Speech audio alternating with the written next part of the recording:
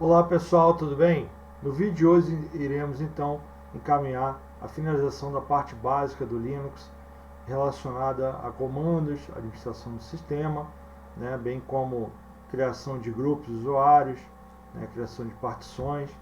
Para isso eu montei um pequeno roteirinho aqui para que nós possamos então encaminhar a aula de hoje. Vamos lá.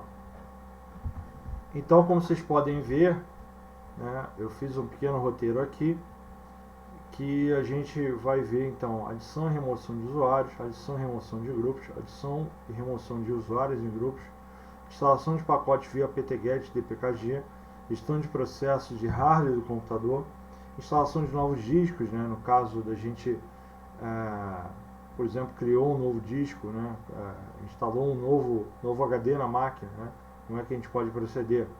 Então, criação e formatação de partições no Linux, né, criar partições, segmentar o disco para que a gente possa utilizar ele no sistema Linux de uma forma bem tranquila. E por último, montagem de partições no Linux. A gente vai ter a montagem manual e a montagem automatizada via FSTab, tá bom? Então vamos iniciar aqui. Eu vou para a máquina Linux seguindo o nosso roteirinho. Então a gente vai então para a criação de usuários e eleição de usuários. É muito simples, né, para a gente poder fazer a criação de usuários aqui. A gente vai no terminal, né, como o nosso usuário não é o root, né, eu estou usando o usuário Paulo, eu tenho que botar o sudo na frente, né, porque esse usuário aqui tem permissão de sudo. A gente vai ver como é que a gente adiciona o usuário atual ao sudo para ele poder ter permissão de executar tarefas de administração de sistemas, tá bom? Vamos lá, sudo add user, né, é mais ou menos a abreviação de palavras em inglês, né? Os comandos Linux tem muito disso, né? Você tem ali o add, que é adicionar, e o usuário, que é user. Então você junta as duas coisas, fica add user. Muitos comandos também são abreviação, né? Por exemplo, o comando cd, por exemplo, para poder mudar de diretório, né? Você, no caso aqui do add user, você tem duas palavras mesmo em inglês que se juntaram para fazer um comando. Mas no comando cd, você move-se de um diretório para o outro, né? E aí você, traduzindo português para o inglês, você vai ter mudar, né? Seria change, e diretório directory. Então você tem a ação de change directory. Só que abreviando isso, você pega o C inicial do change e o D dos directory e se forma CD. Então, com isso, eles colocaram o comando com essas iniciais, tá bom? Então, é muito da lógica, muito da perspicácia de você poder identificar, às vezes, uma ação convertida no comando Linux. Claro que é muito interessante consultar o manual, né? Os comandos que eu passei aqui apróprios, né? Para poder verificar esses detalhes dos comandos, né? Então, é de user, eu vou botar o nome do usuário aqui, vou botar usuário teste 001, tá? Vou dar um enter aqui, ele vai pedir para verificar então o meu usuário, para ver se tem permissão de sudo, né, para poder executar essas tarefas aqui. Vou botar então minha senha e aí ele vai começar a executar o comando. Reparem que aqui, ó, ele vai te dando o verbose, né, ele vai te dando as informações na tela do que está sendo feito. Ó, adicionando o usuário teste 001, adiciona um novo grupo teste 001, porque para cada usuário tem um grupo correspondente com o mesmo nome no Linux, tá? Adicionando um novo usuário teste 001 ao grupo teste 001, quer dizer, ele na criação do usuário, ele criou um usuário com nome, um grupo com o mesmo nome, né? Só que as duas coisas são separadas, então adicionou um usuário dentro desse mesmo grupo, né? E aí eu vou mostrar para vocês aqui onde que a gente localiza essas informações, tá? Criar um diretório onde vai armazenar os arquivos pessoais, né? Home teste 001, arquivos de etc. Scale, que é dos perfis do usuário, e aqui ele pede para colocar a senha do usuário, né? Do usuário novo. Vou botar aqui a senha teste, tá? Senha teste também, repetir a mesma senha. E aqui nessa parte é um pequeno cadastro, né, das informações do usuário, né, que você pode detalhar ali melhor os dados desse usuário. Pensa que você está numa empresa, né, ou de repente numa escola, e aí você quer realizar ali esse cadastro desse usuário que foi criado no sistema. Então você pode botar nome completo. Eu vou deixar tudo em branco, tá, gente? Porque isso aqui é um preenchimento opcional. Claro que é bem importante, né, numa instituição, né, que recebe pessoas a todo momento. Você tem que ter o controle, tem que ter os dados da pessoa, mas aqui não é o caso, tá bom? Então eu pedi nome completo, número da sala, fone de trabalho. Isso aqui é padrão, tá, na criação de usuário do Linux. Fone de trabalho, fone residencial, outro, né? Ele pergunta no final se a informação está correta, sim ou não. Se der um enter, ele vai então tomar como padrão a letra que está em maiúsculo, né? Que eu falei para vocês em outros vídeos. Então a gente dá um enter aqui ou pressiona S aqui, né? Tanto faz. A informação está correta, sim. Beleza. Mas como é que eu sei que esse usuário foi criado de verdade, né? Eu dei o comando, mas eu quero verificar se existe mesmo esse usuário. A gente pode ver de duas formas, ou logar com o usuário, ou então verificar se esse usuário foi criado no arquivo correspondente, né? A gente poder logar com o usuário, a gente pode também, pegando aquela ideia de abreviação, né, de palavras em inglês, né, para formar comandos, a gente, para trocar do usuário atual para um outro usuário, o trocar, mudar, no caso aqui não teria o sentido de change, teria o sentido de switch, tá? Switch de trocar, né? De chavear, né? De mudar aí, tá? Mas na questão de mudança de usuário, né? Então se for usada a palavra switch para isso. E a outra palavra, né? Se é o usuário, a gente traduz para o inglês e fica user. Então a gente tem switch user. Então o comando su, su aí, e o nome do usuário que eu quero logar, né, que é o teste 001, tá? Então vou mudar switch user para o usuário teste 001. Vou dar um enter aqui, ele vai pedir a senha do usuário teste, né? É teste. Não dei um enter. Repara o seguinte, pessoal, eu estava logado com o usuário Paulo aqui, tá? E agora, depois que eu executei o comando teste 001, eu agora estou com o usuário teste 001, tá? Esse usuário ainda não tem permissão de sudo, a gente vai ver isso, tá? Então, por exemplo, se eu quiser executar tarefas como sudo, ele não vai permitir. Por exemplo, eu quero atualizar a lista de repositórios de pacotes aqui para instalar programas no Ubuntu, né? Então, sudo apt-get, né, update. Dá um enter aqui. Vai pedir a senha do teste 001 para ver se ele tem permissão. Teste. Ó, teste 001 não está no arquivo sudoers, tá? Ou seja, ele não tem permissão para poder logar com esse usuário, tá? Para poder autorizar esse usuário, na verdade, né?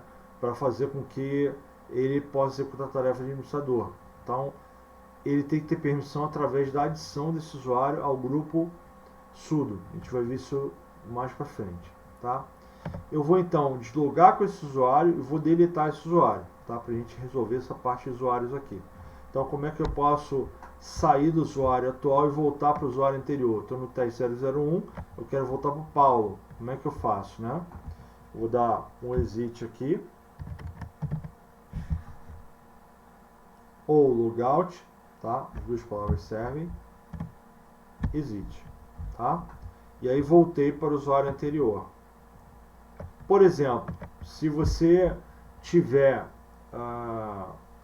um sistema onde várias pessoas podem logar remotamente nesse sistema, né, através da rede, existe o comando que você pode verificar quais são os usuários que estão logados na rede. É o comando W, tá? W vem de who, né? Quem. Então, quem está logado no sistema. Então, ele vai mostrar para a gente quem está logado no sistema agora. A gente tem aqui, né, o usuário que inicializou o sistema, o usuário Paulo, e a gente tem um terminal aberto com o usuário Paulo também, que é esse terminal do Wake aqui que está aberto, tá? Então, tem o nome da máquina, o horário aqui, né, e o que ele executou, comando W, tá bom? Então, através do comando W, a gente pode verificar quem está logado no sistema, tá? Beleza, professor, criei agora o usuário, quero saber como é que eu deleto, porque eu já criei um monte de usuário, tá meio zoado aqui, como é que eu posso fazer isso? Da mesma forma que a gente criou, a gente vai deletar. Então vamos lá, sudo, lembrando que para executar o sudo, nosso usuário tem que ter permissão para isso. Então, se é de adicionar, né, usuário, eu vou procurar a palavra em inglês que vai deletar o usuário, né? Delete, né, justamente apagar, né, deletar, né? Então, a gente vai utilizar a abreviação del user, que é o usuário, né, del user, e o nome do usuário, teste 001, tá? Cuidado, gente, se vocês botarem um nome um pouco parecido, mas que não foi exatamente aquilo que você quer, você pode deletar um usuário que realmente é importante para o sistema, então muito cuidado com isso, tá bom? Del user teste 001. Ó, ele já tinha validado o sudo, né? Então ele está removendo o usuário teste 001, ó, mas não removeu o grupo teste 001, tá bom? Ele removeu só o usuário, não removeu o grupo, tá? Vamos ver aqui como é que a gente adiciona grupos então, né? Eu vou adicionar grupos e remover grupos e vou mostrar para vocês dois arquivos que armazenam essa informação, tá bom? Para adicionar grupos também é a mesma ideia do add user, né? Só que em vez de adicionar o usuário, eu vou adicionar grupo. Então troco a palavrinha user por group, tá? Sudo add group e eu boto o nome do grupo, né? Grupo 001, tá? Sudo add group 001 é o comando para poder adicionar grupos, tá? Dei um enter aí e ele está aqui, ó, adicionando o grupo 001 ao sistema concluído, tá? Para deletar, mesma coisa, né? A gente pode deletar através do comando, né? Opa. Sudo, em vez de ser add group, eu vou trocar o add, que é para adicionar, eu vou trocar por del, que é para deletar. Del group, grupo 001, tá? Bem tranquilo. Remover o grupo 001, tá bom? Tá, professor, mas como é que eu vejo onde está essas informações de grupos e usuários, né? A gente pode ver aqui usuários que estão criados no sistema, né? A gente pode verificar em dois arquivos. Existe no Linux um arquivo que armazena o nome dos usuários e um arquivo que armazena senhas dos usuários, tá? São dois arquivos separados, tá? Então a gente pode verificar a informação dos usuários nesse arquivo aqui. Vou dar um last para poder rolar lentamente a tela. /etc/users. Opa. Vou verificar então no arquivo shadow, tá? Que o shadow ele é o arquivo passwd. Tá. É o arquivo passwd aqui que a gente vai verificar então aonde está usuários, né, que a gente tem aqui criado no sistema, tá? Etc passwd. E aqui se verifica, né, todos os usuários criados com seu UID, né? É o ID do usuário, né? Então você tem aqui o número dele aqui, ó, usuário root, né? Tem aqui esse X aqui para identificar que ele a senha desse usuário está localizado em outro arquivo, etc. Shadow, tá? Você tem aqui o ID do usuário, você tem o ID correspondente a esse ID do usuário, tá? Não vou entrar nesse detalhe aqui, mas só para a gente saber que existe o ID fixo e um ID correspondente, que a gente pode vincular outros IDs a outros usuários, tá?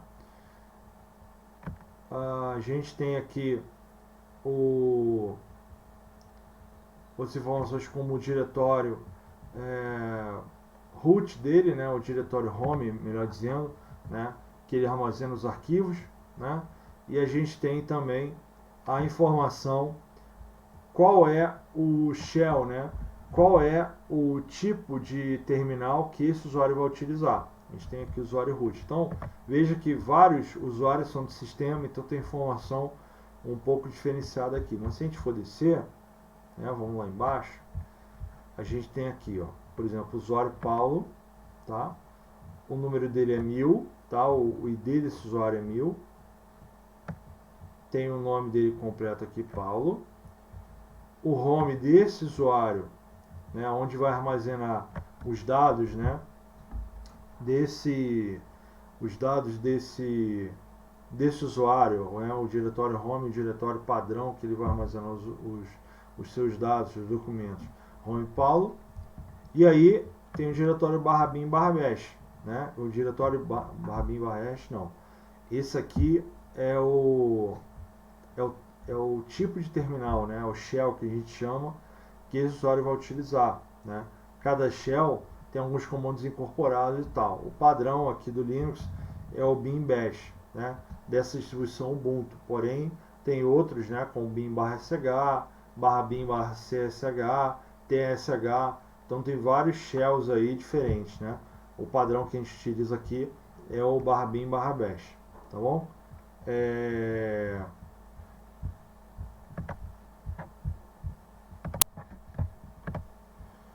Tá, então nós vamos aqui criar um usuário e abrir então esse arquivo para que nós possamos verificar, né, realmente a entrada nesse arquivo. Vamos criar um usuário e um grupo para a gente poder verificar isso, tá bom?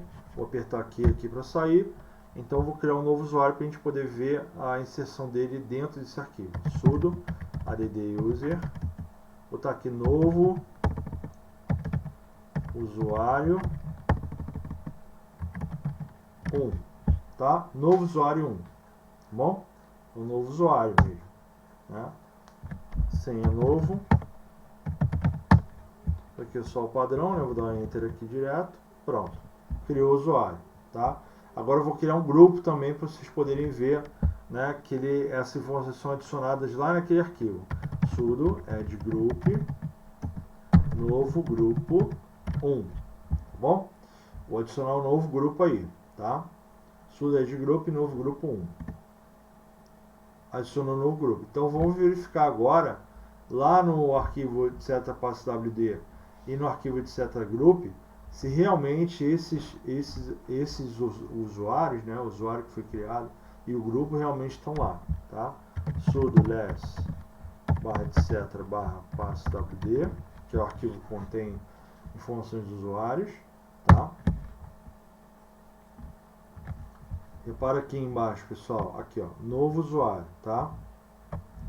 Novo usuário, então ID dele 1001, o home dele home/novo usuário 1 e ele tem o shell padrão /bin/bash, tá bom? Legal. Agora a gente vai olhar o arquivo /etc/group, tá? Esse arquivo contém então informações dos grupos, né, do sistema, tá bom? etc/group. Dá um enter aqui. E a gente verifica todos os grupos aqui. O padrão é assim, pessoal. O nome do grupo, né? O ID do grupo aqui, o númerozinho que tem. E depois do último 2 pontos, são os usuários que estão contidos nesse grupo, tá bom? Então, se a gente descer aqui, por exemplo, eu tenho o usuário Paulo no CD-ROM, né? Grupo CD-ROM, a gente tem, por exemplo, Samba Share, né, tem o usuário Paulo, né? O grupo novo usuário 1 não tem nenhum usuário dentro. O grupo novo grupo 1 também não tem nenhum usuário dentro, tá? Então eu vou adicionar usuários nesse grupo novo grupo 1 aqui, para vocês vejam aqui que realmente depois de 2 pontos vai ter a informação e a gente pode verificar que esse usuário pertence a esse grupo, tá bom? Dá um OK aqui. Então, como é que a gente pode adicionar, né, usuários a um grupo? Sudo, mesma coisa de adicionar um grupo, né, o mesmo comando, add group, só que a ação aqui eu não vou adicionar um grupo, vou adicionar um usuário a um grupo. Então tem uma outra contextualização aí, tá? Sudo add group, o nome do usuário, botar o usuário Paulo, aonde? No grupo novo grupo 1, tá? Vou adicionar o usuário Paulo no grupo novo grupo 1. Ó, adicionando o usuário Paulo ao grupo novo grupo 1, tá bom? Vou adicionar também o usuário novo usuário 1, tá? Vou adicionar o usuário, novo usuário 1 ao grupo, novo grupo 1, tá bom? Enter também. Então, adicionando o novo usuário 1 ao grupo, novo grupo 1. Como é que a gente verifica essa informação, se é verdade, se não é, ou não é? Vou dar uma olhada no arquivo etc barra group, tá bom? Arquivo etc barra group contém essas informações importantes aí para a gente verificar se esse usuário está ou não no grupo, tá bom? Vamos descer aqui embaixo. Repara aqui, pessoal, olha só. Novo grupo 1, certo? Que é o que a gente criou, né? ID dele 1002. E quais são os usuários agora? Lembra que antes não tinha ninguém, né? Usuários que estão contidos agora: Paulo e novo usuário 1, né? Repara que a gente adicionou 2 usuários a esse grupo. Eu posso também remover usuários também. Vou sair daqui. Vou deletar um usuário desse grupo. Então, eu faço o mesmo comando que seria deletar grupo, mas eu vou deletar um usuário do grupo. Então, como é que eu faço? Sudo del group. Vou tirar o usuário Paulo, tá? Paulo do grupo. Novo grupo 1, tá bom? Delete do grupo, novo grupo 1, o usuário Paulo. Só que a sintaxe é essa aqui, né? Do jeito que tá. Enter. Ó, removendo o usuário Paulo do grupo, novo grupo 1, tá bom? Então, se a gente dar um less de novo lá no etc barra group, a gente vai ver que não tem mais o usuário Paulo. A gente acabou de remover ele ali, como vocês podem ver, tá bom? Olha, o usuário Paulo não está mais contido nesse grupo aqui, ó, tá? Novo grupo 1, novo usuário 1. Legal, pessoal? Então vimos aí como é que cria o usuário, como é que a gente pode deletar o usuário e tal. Mas tem uma coisa importante. Por exemplo, eu coloquei uma senha no meu usuário. Antes disso, né? Existe um grupo muito importante, que é o grupo sudo. Ele também é um grupo, né?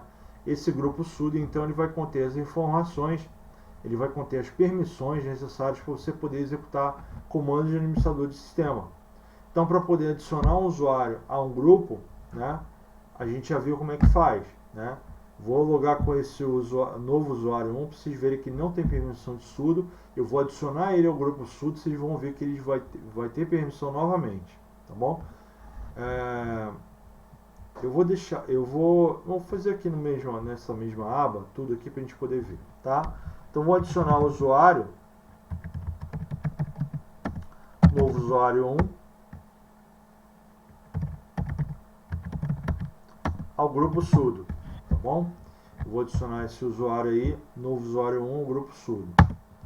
Ó, adicionando novo usuário 1 ao grupo sudo, tá bom? Agora eu vou logar com esse novo usuário 1, tá? Como é que eu faço? Novo usuário 1, tá bom? Senha, botei novo, tá bom? Então agora eu vou executar um comando de sudo, né? Um comando de root. Até aqui, ó, para rodar um comando como administrador, use sudo comando, tá? Então vamos lá, vou usar o sudo aqui, sudo apt-get update, tá? Para ele poder atualizar a lista de pacotes dos repositórios, né, do Ubuntu. Vamos lá, dá um enter aqui. Sempre usuário 1, para o novo usuário 1, novo. Opa. E aí ele está acessando lá a internet, está atualizando e tal, né? Tudo certinho. Porém, se esse usuário não tiver inserido nesse grupo, não vai ter permissão de fazer isso, tá? Como a gente vai ver. Vou dar um exit aqui para deslogar com esse usuário. Então daqui mesmo eu consigo fazer, tá? Eu vou remover a permissão do novo usuário 1, tá? Do arquivo etc/group. Vamos ver aqui se funciona sem ter que deslogar do usuário, tá? Sudo del group, sudo novo usuário 1. Vamos ver se vai dar algum erro aqui, ou se eu tenho que fazer. Normalmente se faz com outro usuário, tá? Mas eu estou tirando permissão do usuário que eu estou logado, né? Dando comando com ele próprio. Vamos ver se funciona.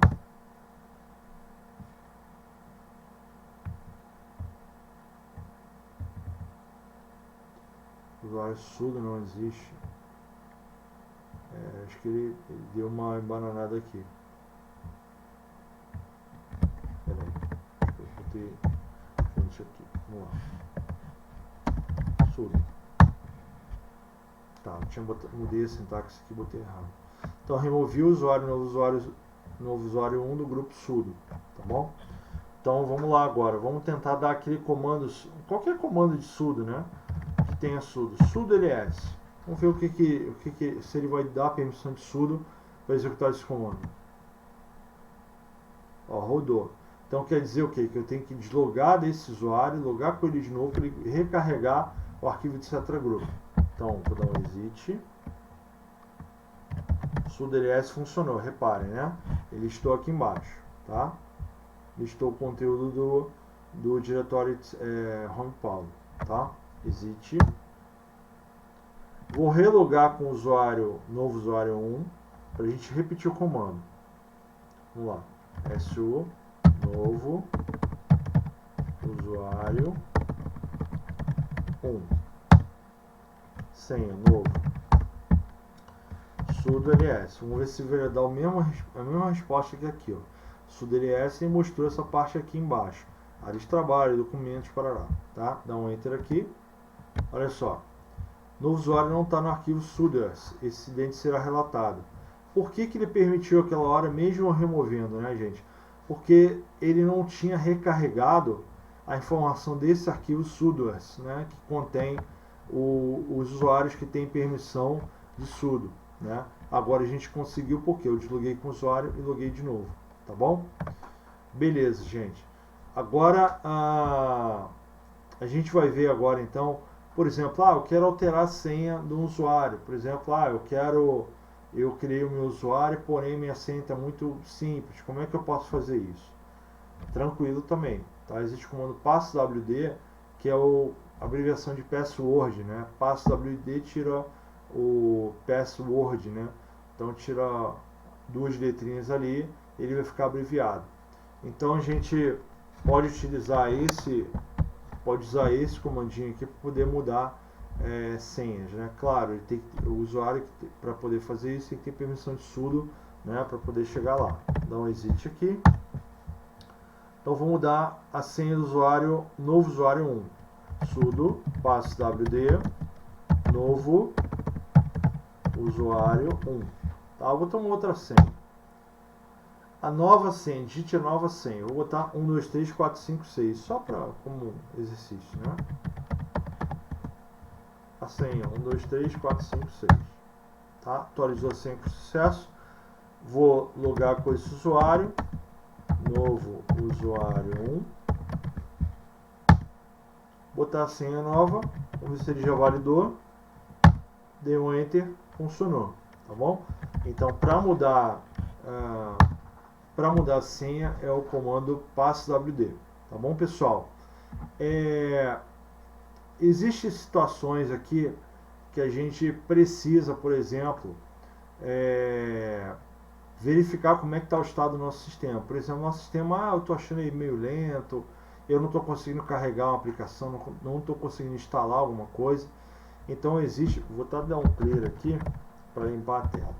Então existem comandos, né, que a gente pode utilizar para poder administrar o nosso sistema.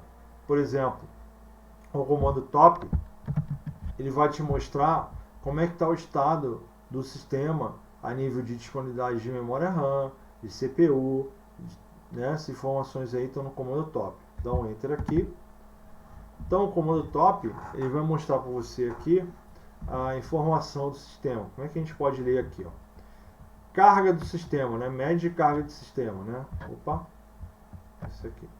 Média de carga do sistema. Aqui, ó. Tem 3 números, né? E os 3 números estão bem baixos aqui. A carga está bem abaixo de 1, né? Que 1 é um número médio aí, né? Para um sistema simples desktop. A gente tem ali valores 002, 005 e 026. Então isso a gente entende como números bem baixos aí para a carga do sistema. O 1 quer dizer que ele já está com a leve carga de processo, de processamento aí no sistema, tá? Então dessa forma aqui está bem tranquilo. Se o teu sistema, por exemplo, já tiver com números aqui 1, alguma coisa, né, 2, alguma coisa, você já pode se preocupar que a carga pode estar muito alta. Eu já administrei servidores que estavam sobrecarregados com números aqui 4, 5, realmente estava bem complicado. Então, para isso você tem que tentar liberar um pouco de processamento para poder fazer com que a máquina funcione um pouco melhor, né? E aí vocês podem ver aqui o número de tarefas, né? 142 tarefas no total, está executando uma no momento, né? 110 dormindo, como eles chamam aqui, né? Você tem aqui informações de memória, né? Ele tem aqui, está dando 1.022.140, isso aqui é número de bytes, né? Então quer dizer que essa máquina aqui, de kbytes, aliás, tá? Essa máquina aqui está com 1 GB de memória, né? Está com 1 milhão de kbytes, então você tem duas outras dimensões, né? Você tem de 1 milhão de kbytes, você passa para 1000 megabytes, né? Você multiplica por 1000, você vai chegar a 1 gigabyte. Ele está dizendo aqui que tem 170 mega livre, né? E 227 mega utilizado, né? O restante ele está utilizando para cache, né? Para acelerar o sistema. Então, na verdade, o que está sendo utilizado na máquina, né? A leitura que a gente faz aqui. De 1 GB total, ele está utilizando 227, né? De 1022 total, está utilizando 227. Então, a gente está aí cerca de 25% aí de memória utilizada, tá? Então, isso aí é um número bem tranquilo para você rodar as suas coisas aí, né? A gente tem o arquivo swap também, que eu mostrei na hora da instalação aqui, que é a memória virtual, né, que vai fazer ali a troca dos processos que não estão sendo utilizados muitas vezes, né, para poder fazer com que complemente a memória RAM do sistema, né. A gente tem aqui no caso 2 MB, né, 1.998.844 dá aproximadamente 2 milhões. 2 milhões de kbytes significa 2 gigabytes, né, então a gente tem 2 GB de memória virtual, né, de swap, tá? Não tem nada utilizado, então está completamente livre. Então, além de ter bastante memória livre, que ele está utilizando como cache aqui para acelerar o sistema, a gente ainda tem memória virtual completamente livre. Então, o sistema está bem levinho, bem tranquilo. E aqui você tem aqui o número dos processos que estão utilizando, né? Mais CPU, ele ordena aqui pelo maior uso de memória, na verdade, CPU também, né? Você tem aqui o processo Xorg, Python 2, né, que são comandos aí, são processos, né, interessantes, importantes, né, para fazer com que essa máquina funcione aqui, tá? A gente não pode matar, porém a gente pode levantar um serviço, né, executar um comandinho aqui para que a gente possa verificar o quanto está sendo utilizado de memória, né? Então repara, eu vou deixar nessa tela aqui o comandinho top rodando, tá? E aí a gente vai tentar localizar ele pelo comando PS, que é um outro comandinho lá, numa outra aba, que a gente pode utilizar para poder matar processos. Vamos dizer que esse processo travou, esse processo deu um problema, a gente pode usar o comando PS para ver processos e poder ajudar a informação de matar processos também, tá? Eu vou abrir a nova aba, nova abinha aqui. E daí eu vou tentar localizar então o número do processo chamado top, né, que está identificado com o comandinho top aí. Primeiramente, o comando PS é um comando que ele precisa de maiores, vamos dizer assim, a sintaxe dele não pode ser sintaxe simples, eu tenho que ter parâmetros adicionais ali para poder fazer rodar esse comando corretamente, né? Obviamente que ele tem o manual dele, né? Se a gente for aqui man ps, né? A gente vê o manual do comando ps e uma enormidade de opções aqui, tá? Ó, ps reporta o snapshot, né? O retrato dos processos correntes, processos atuais, né? Então você tem várias opções aqui para baixo. Então, vou descer aqui, ó, PS-E, -EF, né? Tem várias opções aqui. E aí eu recomendo até para vocês darem uma lida, né, para ver o que cada uma delas faz aqui, tá?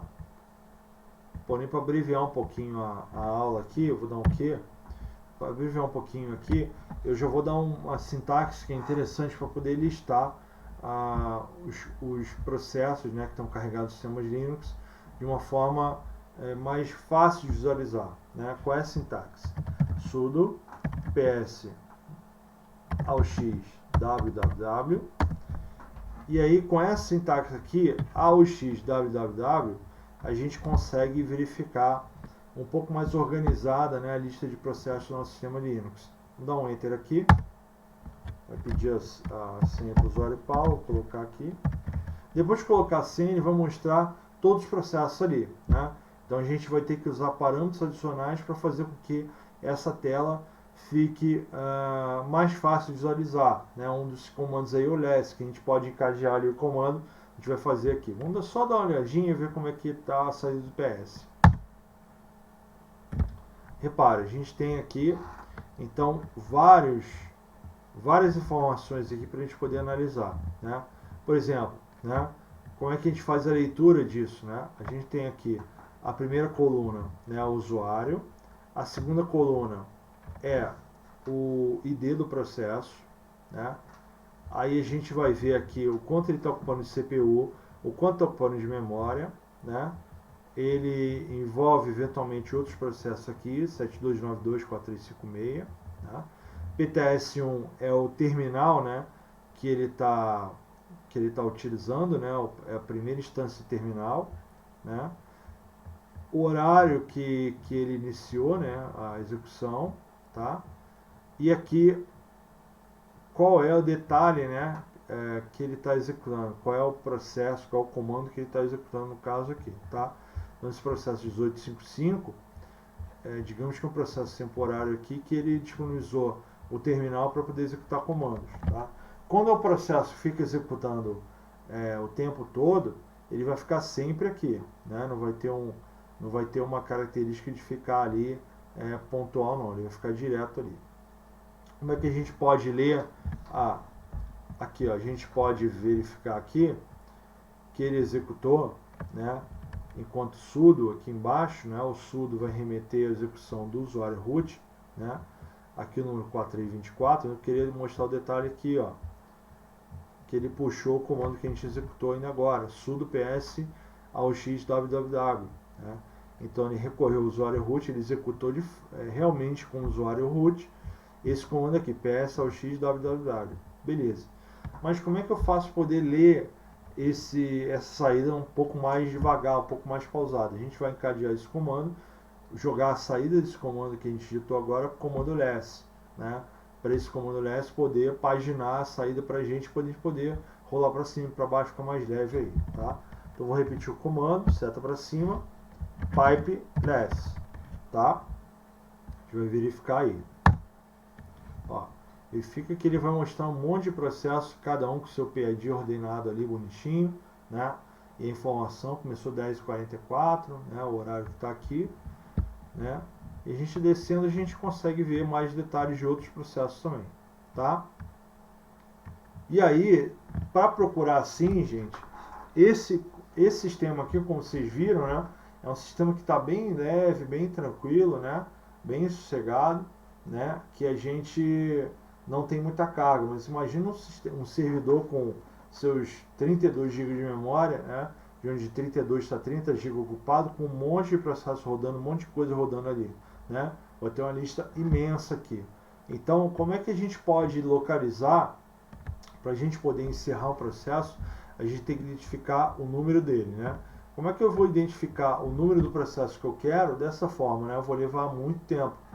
Então, para isso, a gente usa, pessoal, em combinação com esse comando ps aqui, o comando grep, que ele vai identificar para a gente a string que a gente vai passar ali para poder localizar o que a gente precisa pontualmente, tá bom? Vou dar um Q aqui.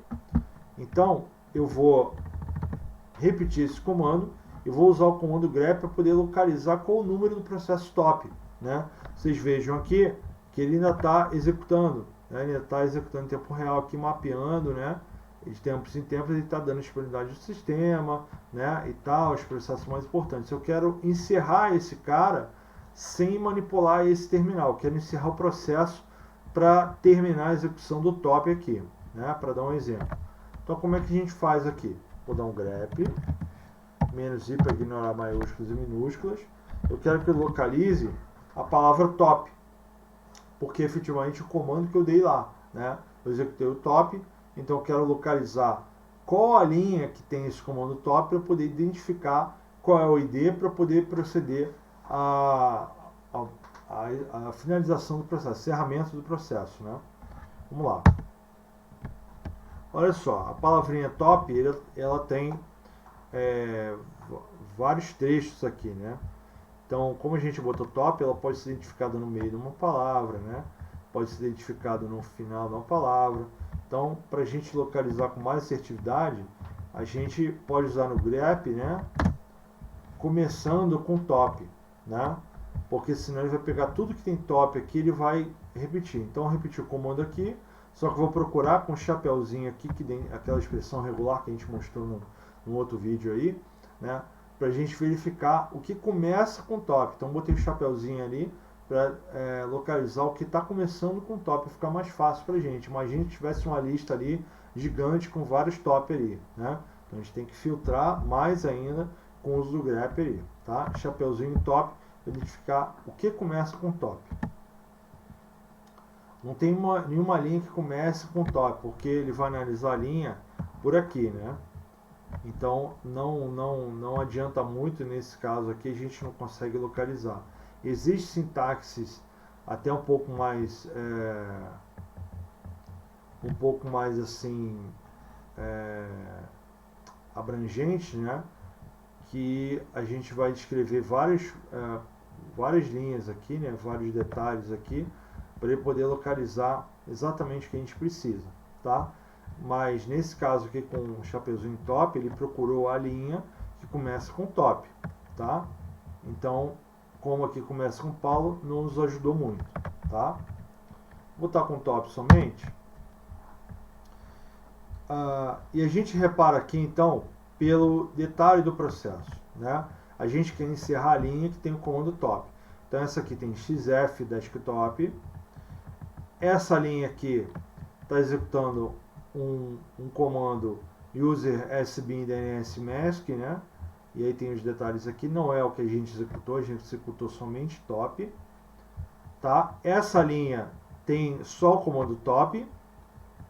Existe um processo que ele abriu e fechou rapidinho para poder executar essa busca aqui que a gente deu ainda agora, grep, né? O parâmetro padrão ali menos color igual a alto, menos itop. Então ele tentou localizar ali através do grep top, mas ele abriu esse processo, executou e finalizou. Então repare que a gente tem processos que iniciam e finalizam rapidinho e tem processos que eles vão ficar permanentes.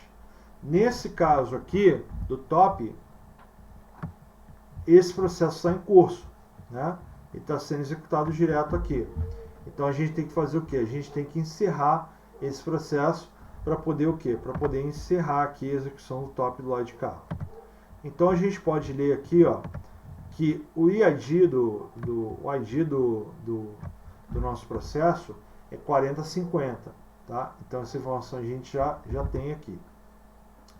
Qual o comando que eu utilizo então para poder encerrar esse processo, tá? O comando que a gente vai utilizar para encerrar o processo se chama no Linux matar o processo, é o comando kill, né? Que vem do verbo kill, né? Do inglês matar, né? Então a gente vai matar o processo mesmo. Quais são as opções que a gente tem no kill? A gente vai no manual dele, man kill, tá? Isso mesmo, pessoal, é kill, é matar o processo, tá? Então kill vai matar o processo que está em execução que a gente quer encerrar, tá? Dá um enter aqui. Então kill envia um sinal ao processo, né? A gente pode enviar um sinal de desligamento, sinal de reinicialização, vários sinais, tá? Então tem aqui as opções aqui, a gente vai listar, né? Então, por exemplo, o exemplo aqui, ó, kill -9 -1, então mata todos os processos que você pode encerrar, né? Kill -L 11 vai traduzir o número 11 a um nome de sinal, né? Como padrão, a gente utiliza a opção -9, que a opção -9 ela vai enviar um sinal de encerramento, né, ao processo. Se a gente botar kill, vou sair daqui.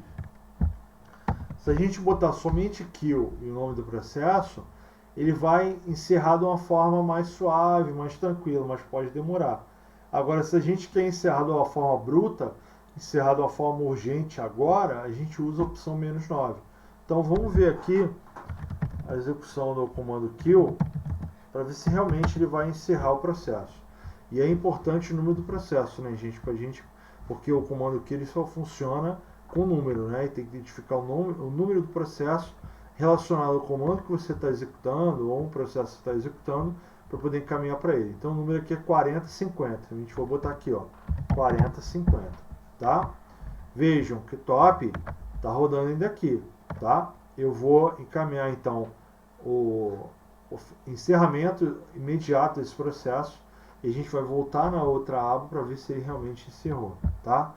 Aqui o "-9", 4050. 4050 é o top, né? Então enter aqui. Aqui o "-9", 4050.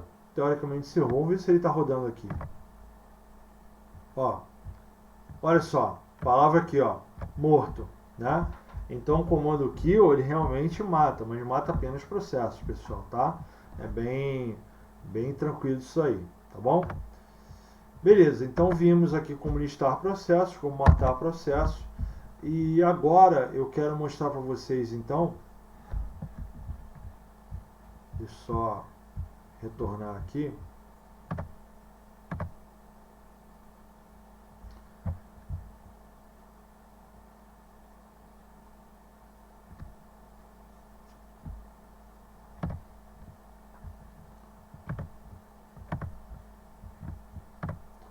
Tá, agora eu quero mostrar para vocês então, pessoal, como é que a gente faz instalação de programas, né, de pacotes, né, via ptget ou via dpkg, né?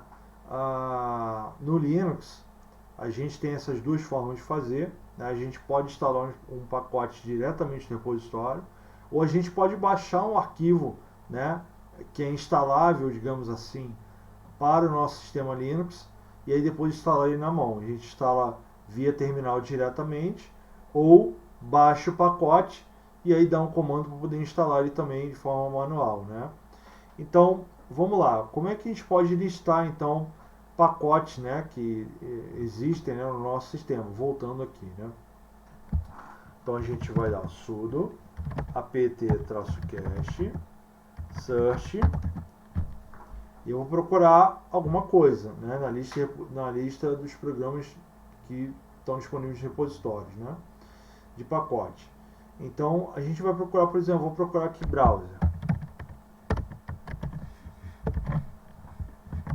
E ele vai mostrar para a gente então quais são os programas que existem, né, que tem a palavra browser, né, na linha da descrição ali, tá?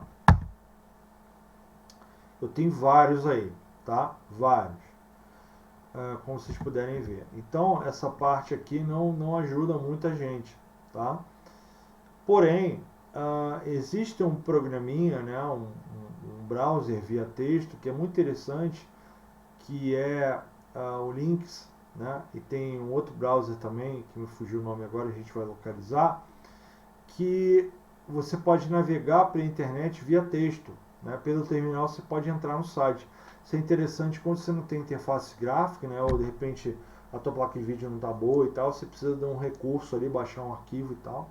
Então você pode utilizar esse navegador via texto para poder localizar essa informação, entrar no site, bem tranquilo, tá?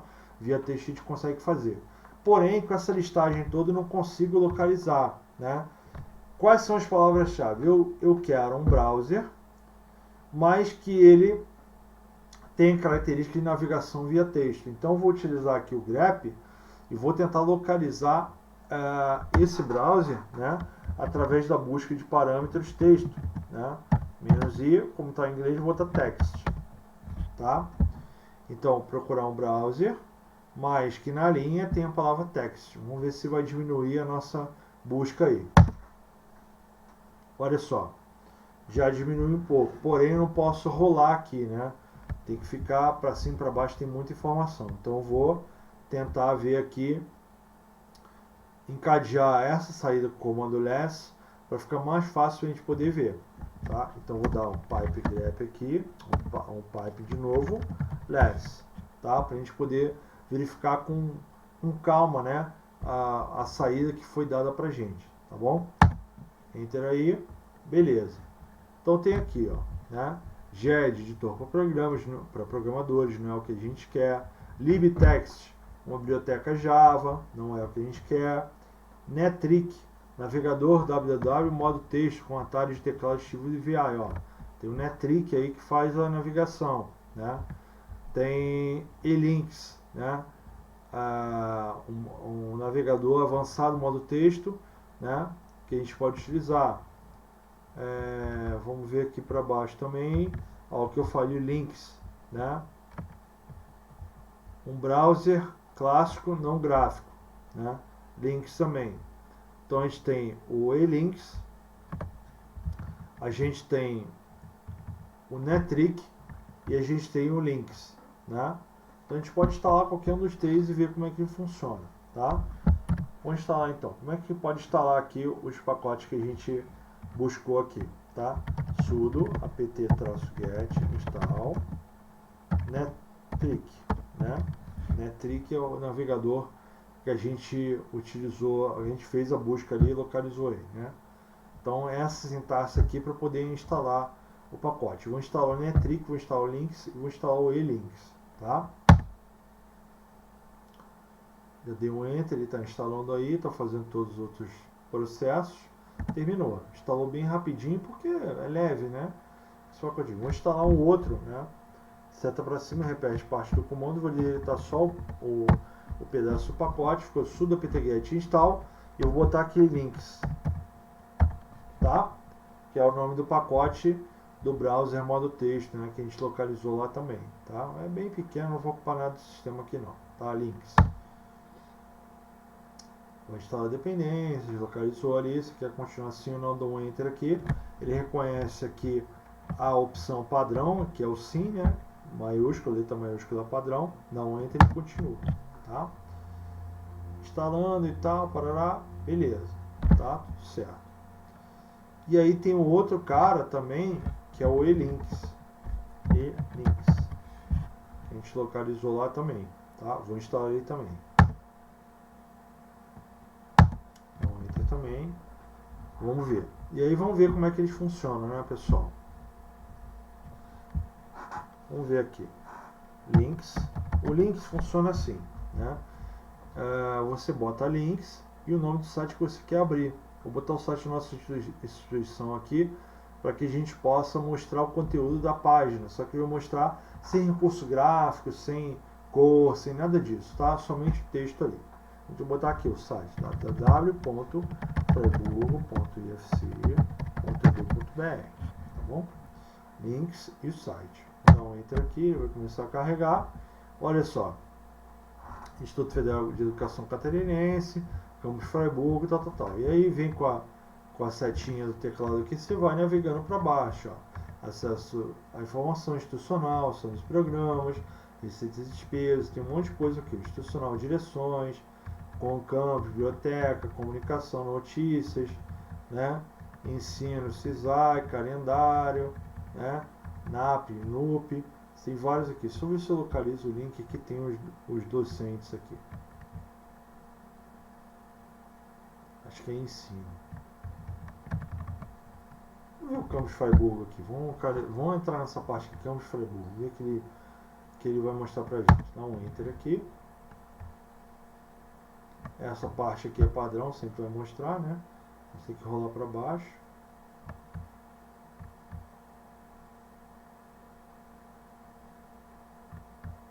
Olha aqui. Então ele abriu aqui embaixo, pessoal. Campus Freiburgo, breve histórico. Está localizado no Oeste Catarinense, de Serra-Oeste, né? Na Serra Geral, 1070 de altitude. O prédio se localiza, Parará, né? Teve a escola sede Sapentiai, né, que é do Padre Biagio, né, depois foi o CEPROF, né, história que muitos de vocês já conhecem aí, tá bom?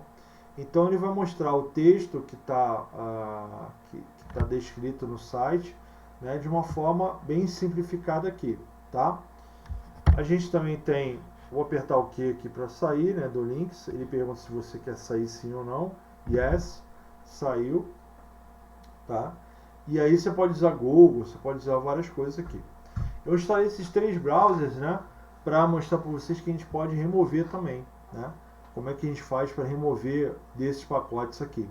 Então, para poder remover, por exemplo, de um desses browsers aqui, eu vou remover o e-links, né? Então, como é que a gente pode remover? A gente usou um install para remover. Então, a gente vai usar a palavra remove para poder remover, né? Remover, né, o pacote instalado. Então, sudo apt-get, em vez de install, vou colocar remove. Só que tem um detalhe, a gente pode remover uma aplicação e deixar os arquivos de configuração lá para amanhã depois a gente reinstalar e está tudo gravadinho lá. Ou a gente pode usar uma opção chamada "-purge" para ele expurgar, ou seja, apagar os arquivos de configuração por completo. Então, remove "-purge". E aí o nome do pacote. Eu vou remover o pacote e-links, tá? Remove "-purge" e-links. Vou remover ele aqui. Olha, ele informa pra gente, ó, pacotes instalados já não são necessários. Esses caras aqui. E aí ele vai remover todos os pacotes com e-links aqui, tá bom? Se quer continuar sim ou não, sim, dá um enter. Ele vai dar a descrição pra gente, que está removendo. Terminou, tá? Então, dessa forma a gente pode instalar programas ou remover programas pelo apt-get, né? Listar também, né? Buscar, né? Legal. Porém, tem uma forma que a gente utiliza para poder fazer isso, né? Que é utilizando o dpkg, né? Só que para isso a gente tem que baixar um arquivinho, né? De pacote, né? Instalável no nosso Linux, para que a gente possa instalar então manualmente. Vou ocultar aqui o Wake para a gente poder abrir um browser aqui e baixar um arquivo .deb, né? Navegador web aqui. Eu vou tentar baixar um pacotinho de instalação de um browser chamado Slimboat, tá? Então, pessoal, eu vou baixar então o browser Browser, né? Porque agora mudou de nome, não é mais Slimboat, né? Slim Browser. Dá um enter aqui. Opa, dá um enter aqui de novo. Tá aqui, ó. Primeiro linkzinho, só pra gente poder testar aí, tá? Vou acessar aqui na parte de download aqui dele e vou localizar aquilo que é mais adequado para o meu sistema, né? A gente está utilizando um Linux 32 bits, então tá aqui, ó, versão estável 29, Ubuntu Debian Mint, a gente está utilizando a distribuição Ubuntu, né? Pacote 32 bits, então vou baixar esse cara aqui, né? 32 bits, vou fazer o download dele aqui, salvar, e aí ele vai ficar armazenado na parte de download, né? Vou até localizar aqui, ver se ele já baixou o arquivo, né? Tá baixando ali.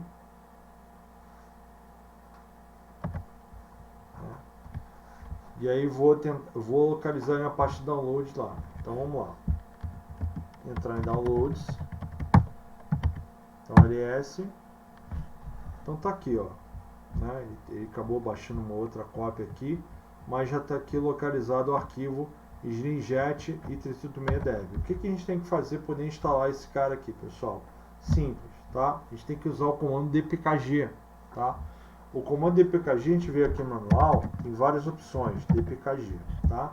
É um gerenciador de pacotes, pacotes autônomos, né? Pacotes que a gente traz da internet para a nossa máquina, né? No Linux. Né? O apt-get a gente vai lidar com repositórios, né? Que a gente vai direto no repositório que está configurado no Linux e baixa lá o que tem disponível, né? O que a gente buscou disponível lá nos repositórios.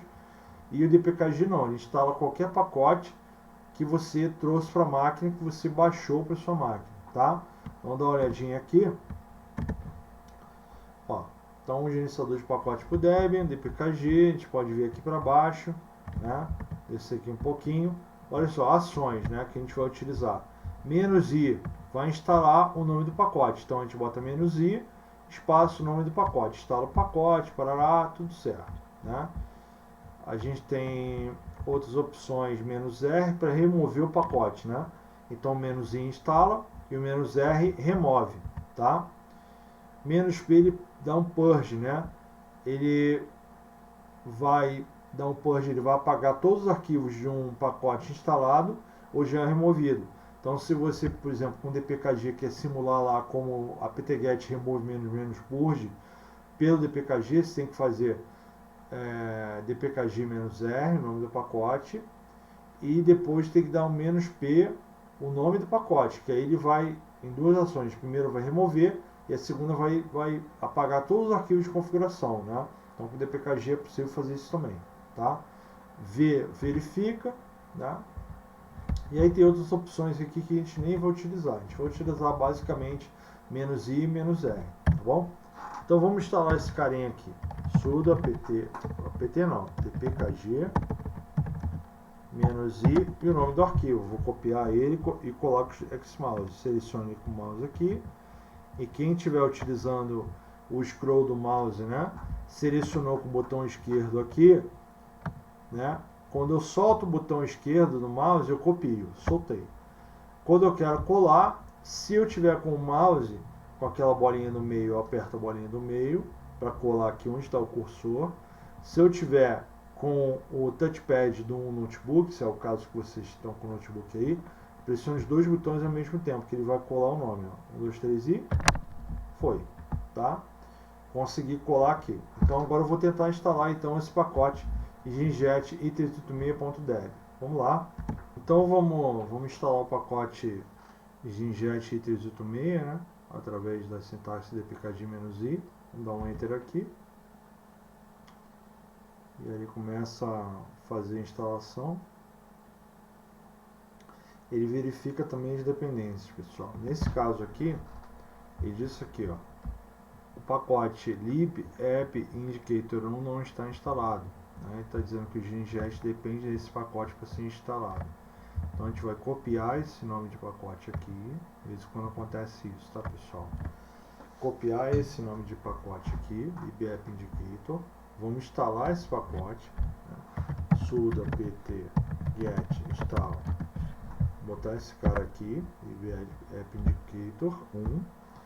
Porque o ginjet depende dele para funcionar. Então vamos dar um enter aqui.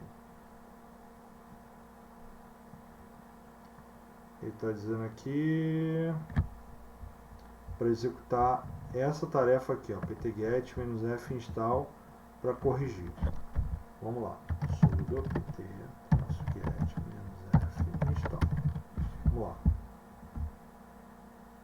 Ele está dizendo que as dependências são desencontradas. Então execute sudo apt-get -f install para poder executar.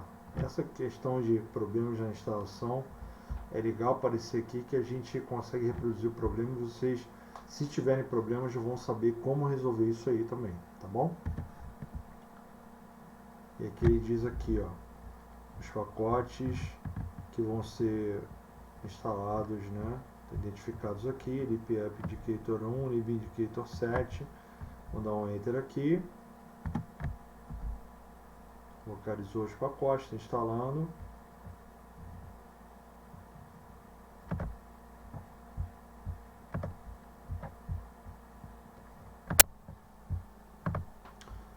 Então tá aí, pessoal. Terminou a instalação.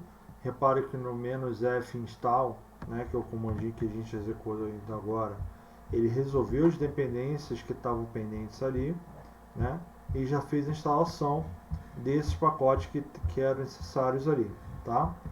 Vou apagar aqui e vamos tentar localizar então esse browser para poder executar ele, tá? Vou fechar aqui, né?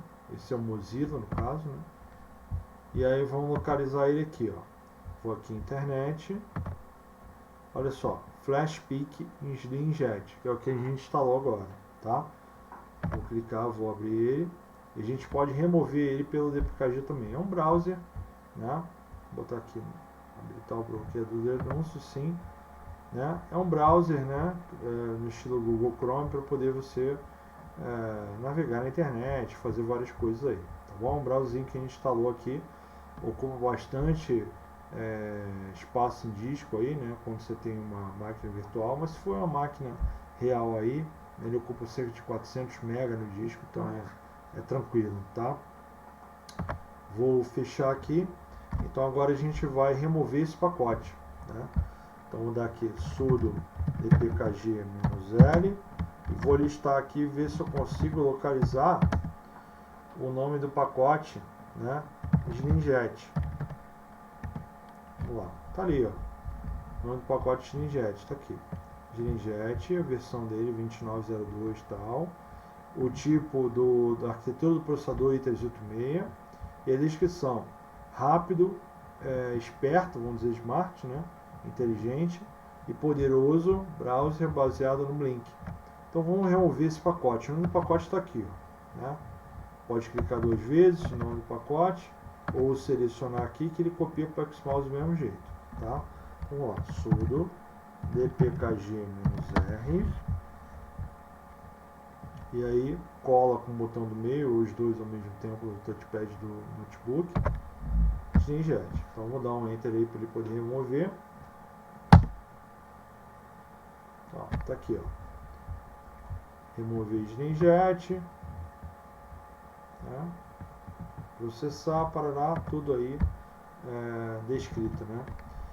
No próximo vídeo, então, nós iremos ver como a gente faz então a criação de partições com FDisk e CFDisk.